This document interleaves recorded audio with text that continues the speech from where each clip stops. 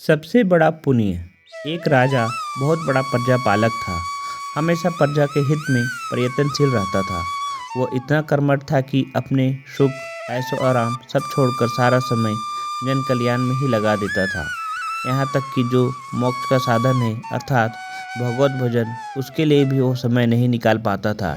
एक सुबह राजा वन की तरफ भ्रमण करने के लिए जा रहा था। उसे एक देव के दर्शन हुए। राजा ने देव को प्रणाम करते हुए उनका अभिनंदन किया और देव के हाथों में एक लंबी चौड़ी पुस्तक देखकर उनसे पूछा, महाराज, आपके हाथ में क्या है? देव बोले, राजन, यह हमारा बही खाता है जिसमें सभी भजन करने वालों के नाम हैं। राजा ने निराशायुक्त भाव से कहा, कृपया देखिए तो इस किताब में कहीं मेरा नाम भी है या नहीं।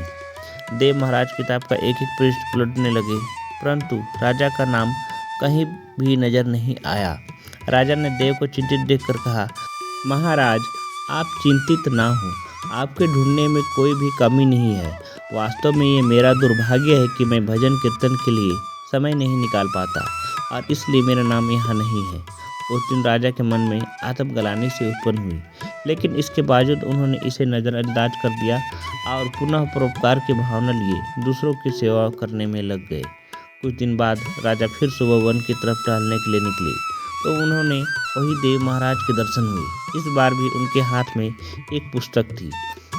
इस पुस्तक के रंग और आकार में बहुत भेद था और यह पहले वाले से काफ़ी छोटी भी थी। राजा ने फिर उन्हें प्रणाम करते हुए पूछा, महाराज, आज कौन सा बही खाता अपने हाथों में लिए हुए है? देव ने कहा, राजन, आज के बही खाते में उन लोगों का नाम लिखा है जो ईश्वर को सबसे अधिक प्रिय है।